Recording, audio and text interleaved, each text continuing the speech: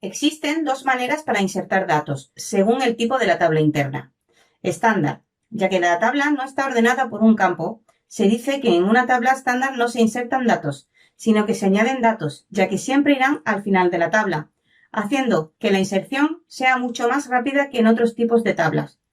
Pero su acceso se ralentiza, ya que si el dato a buscar está al final de la tabla, se recorrerá toda la tabla para acceder al registro que se busca. Sorted y hashed.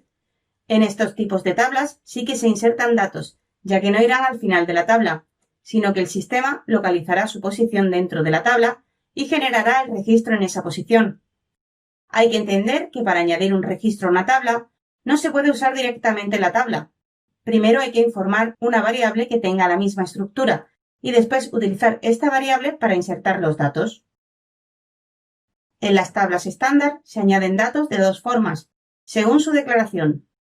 Primero, si la tabla se ha declarado con cabecera, es decir, utilizando WithHeaderLine.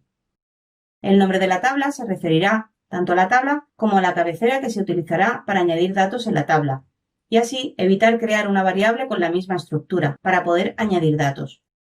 Segundo, si la tabla se ha declarado sin cabecera, es decir, sin utilizar WithHeaderLine. Para poder añadir datos en la tabla, hay que crear una variable con la misma estructura, ya que no se puede añadir datos directamente. Y esto se hace utilizando la palabra type.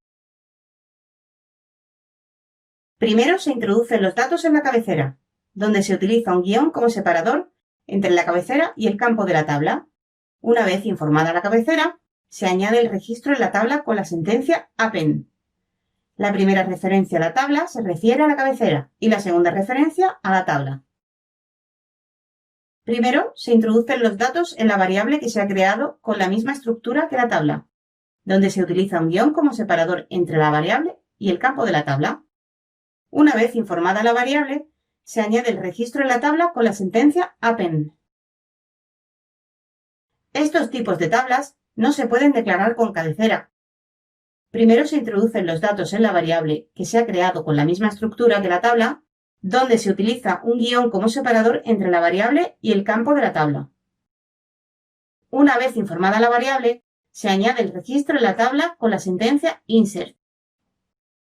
No olvides suscribirte a nuestro canal y entrar en nuestra web